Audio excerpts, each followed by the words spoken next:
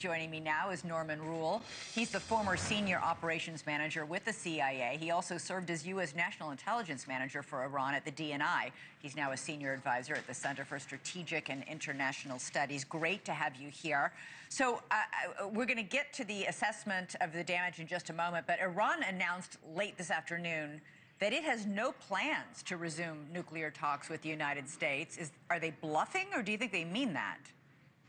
Good evening. Well, at present, the Iranian government is trying to message to its domestic audience that it has survived, that it is in control, and that it is in charge. So it is trying to show that it is acting tough.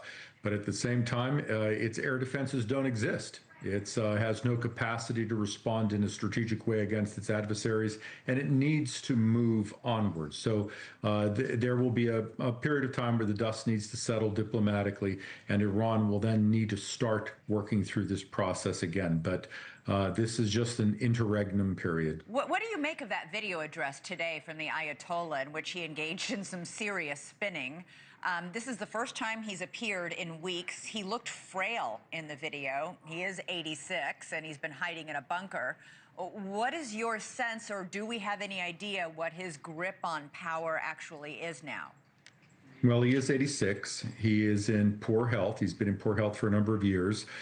He is generally considered to be in charge, and even so, he has chosen most of the senior leaders who manage the security aspects of the country. So the general paradigm of how the country is run is sort of how he would like it to happen, even if he's not in the room. So the country's general direction is what he would like it to be. They're hardliners, and that's how the country is going to go for the near term. The people who are somewhat more centrist, they don't really exert any power on the security aspects of the country. That's a shame. The Ayatollah said nothing much happened as a result of the bombing. That is obviously not what the CIA, even that preliminary DIA report and the IAEA are all saying. The IAEA says Iran's nuclear program has been set back decades, actually. No one's been able to get on the ground in Iran and see for themselves. What are they all basing these assessments on?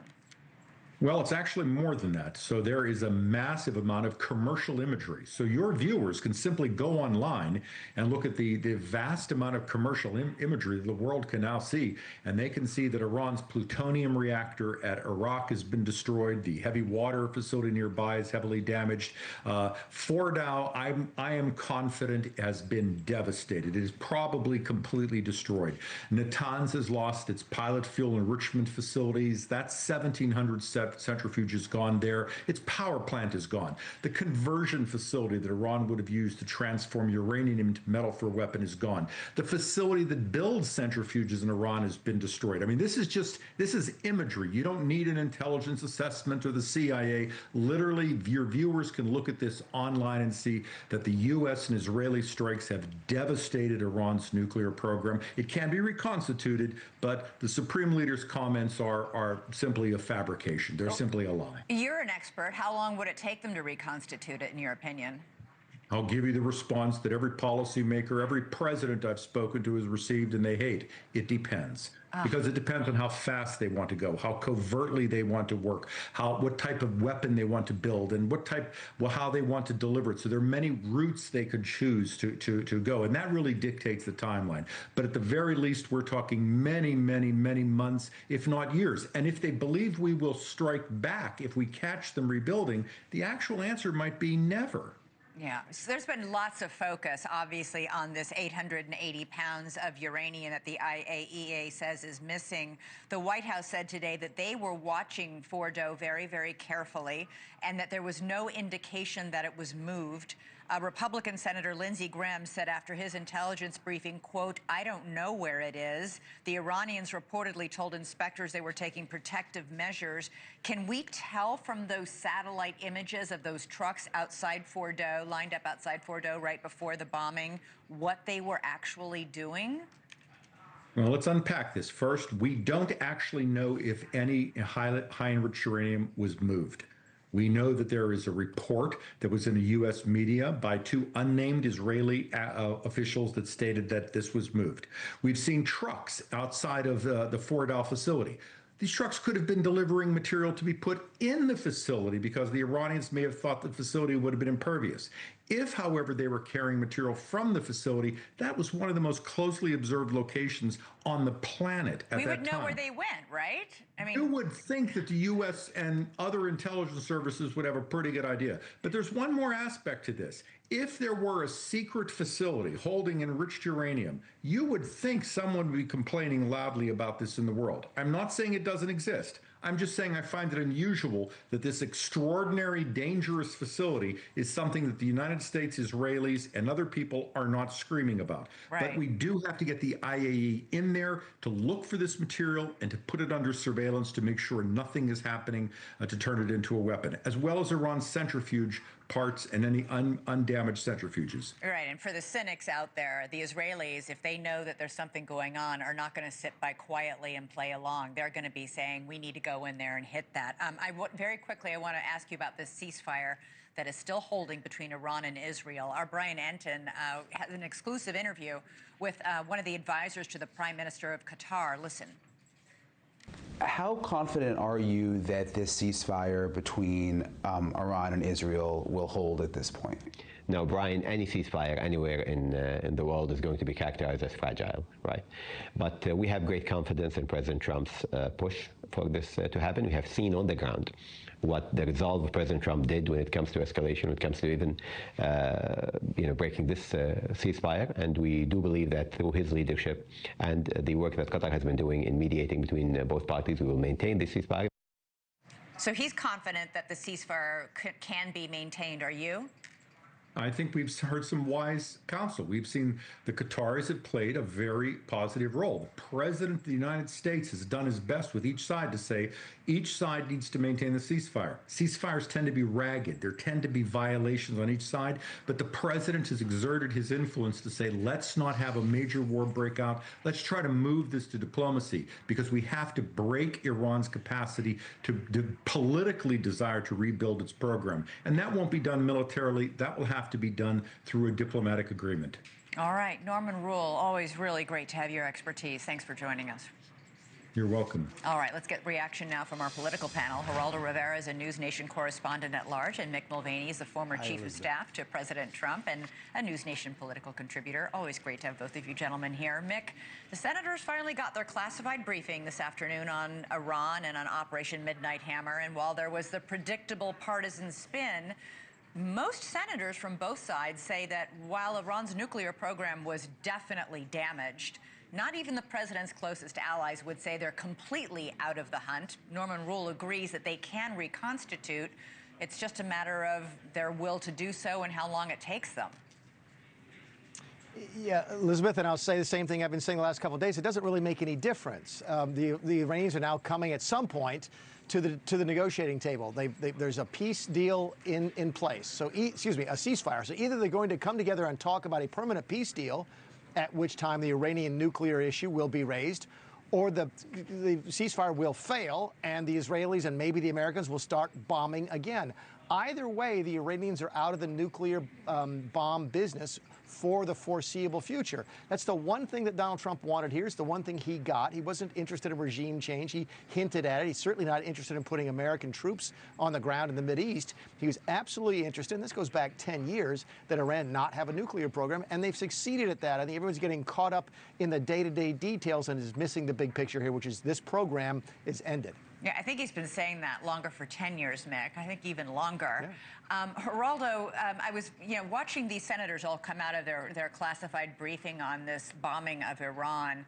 First, we had, one senator, Republican senator, saying it was set back years. Then we had one Democratic senator saying it was only set back a handful of months. Were they at the same briefing?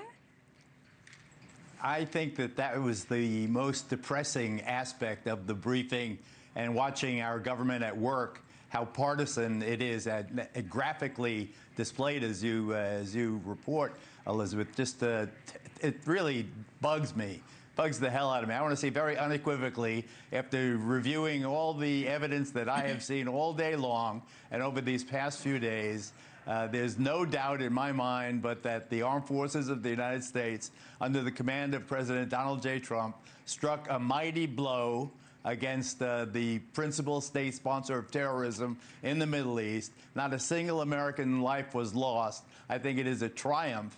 And to see these guys coming out hemming and hawing and saying, oh, maybe, but not maybe, you know, it's really so disappointing because this was a triumph of American arms. This is something that was maybe talked about and thought about for many, many years.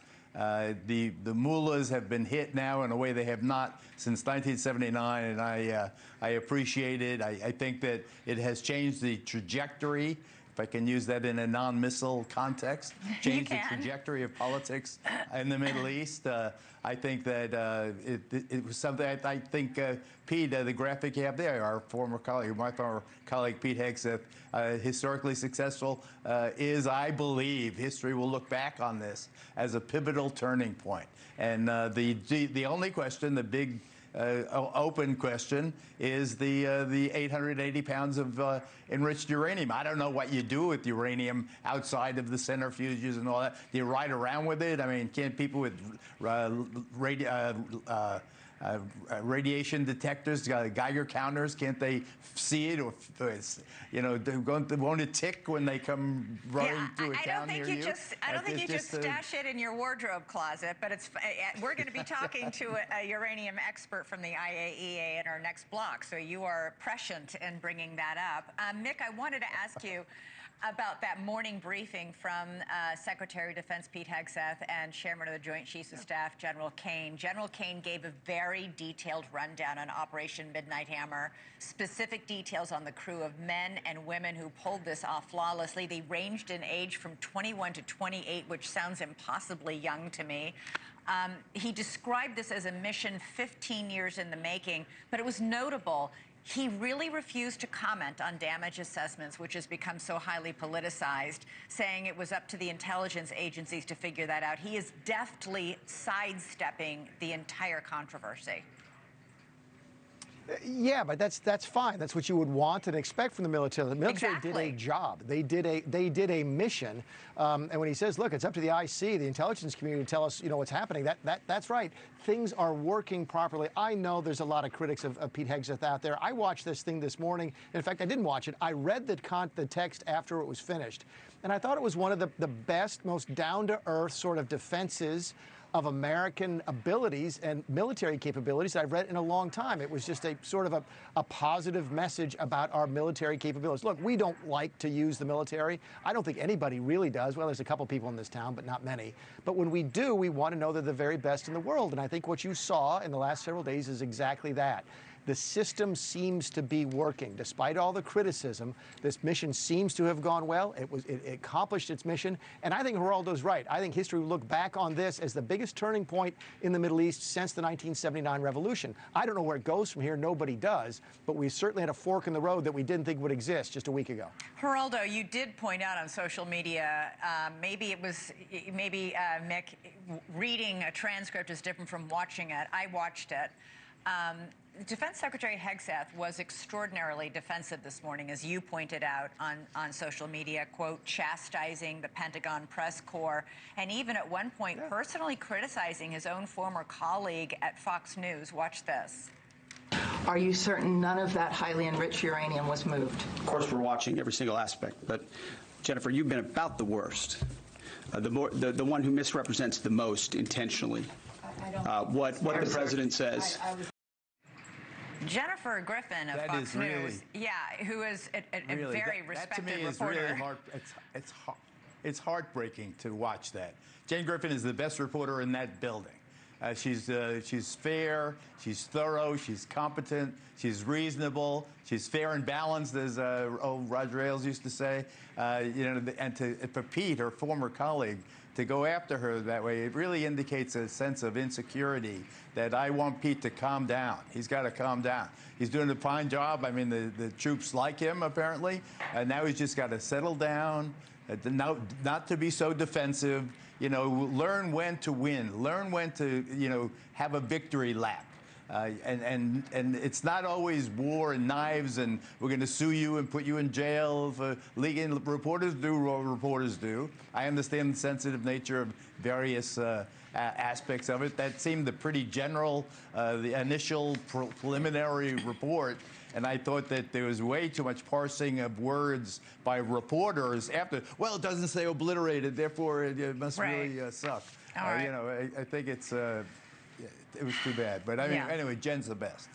Geraldo Rivera, Mick Mulvaney, thank you both so much. Appreciate it. Thank you for watching. Subscribe below and download our NewsNation app right now on your phone, and you will get fact-based, unbiased news for all Americans.